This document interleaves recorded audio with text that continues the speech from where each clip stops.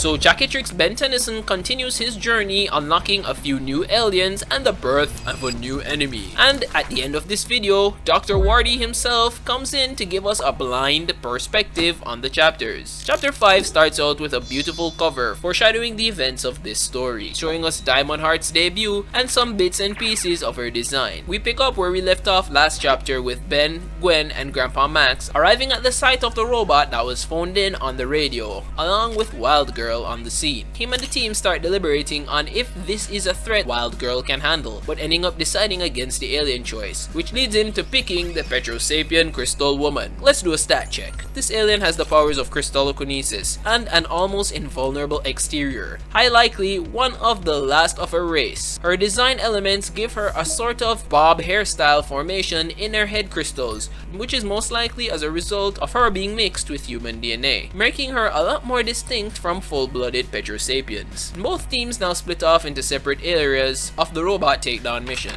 Grandpa Max and Gwen seeking to help the campers around escape, while Ben and Diamond Heart are en route to take down the giant robot. In this next frame, we get to see a pretty good view of the campers, and would you look at that, the original production Ben 10 design is here as an Easter egg. Very nice. Ben finally arrives, and we get a shot-for-shot replica of this scene in the Gwen 10 episode, albeit some differences and a bit of perspective change. The robot rains down laser fire, pretty similarly to how it happens in Classic. However, Diamond Heart goes on the evasive instead of face tanking the blasts like Ben does in the original show, getting Ben out of the way and saving Gwen from becoming a squashed orange. Diamond Heart isn't very talkative as we get her very first lines here, asking if the duo is okay. But of course, the fight's not done, and Diamond Heart gets tossed around like a ragdoll. However, she locks in and takes down the droid, seemingly learning more about her own powers as the fight continues, which is quite interesting as it sort of doubles down more on the fact that these aliens are sort of born blank and are essentially figuring out the powers as the story goes along, just like Ben. We follow up this comic with the animal doctor, who is the gender-bent Animo.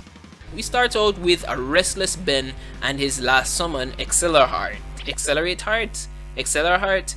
I don't know. Which remains summoned, which is pretty crazy interesting, so there's essentially no timeout function. Pretty sure I covered that in the last video. We get a bit of the new family dynamic as Accelerate mispronounces Grandpa Max's name as Matt, which was pretty funny. Ben gives his own headcanon of how he thinks the aliens are summoned, which is the whole planet switching thing. Bad theory, but he'll eventually find out how it actually works. And finally, we get introduced to the female Dr. Animo, who is revealed to be his daughter. And like father like daughter, she gets froggy with it at the end of the chapter. But let's hear from Dr. Wardy about his own perspective on the comic. Alright, right off the bat, I just want to stress that I'm going into these chapters entirely blind. I haven't read 1 through 4.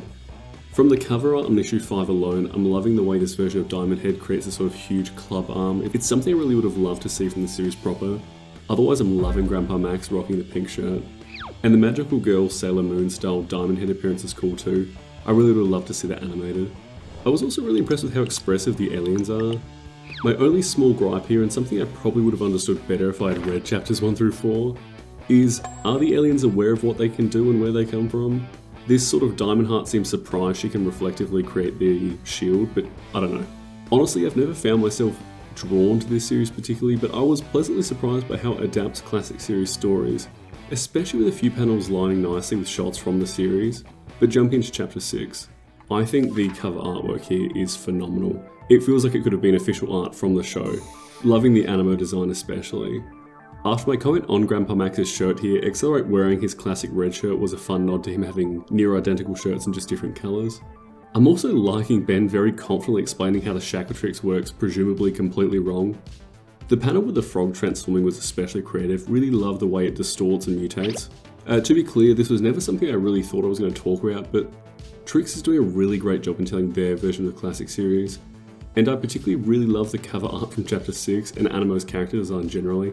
Thanks for having me. Appreciate having you on, OG. Comment down below your thoughts on this chapter, and feel free to continue your YouTube binge with any of these videos.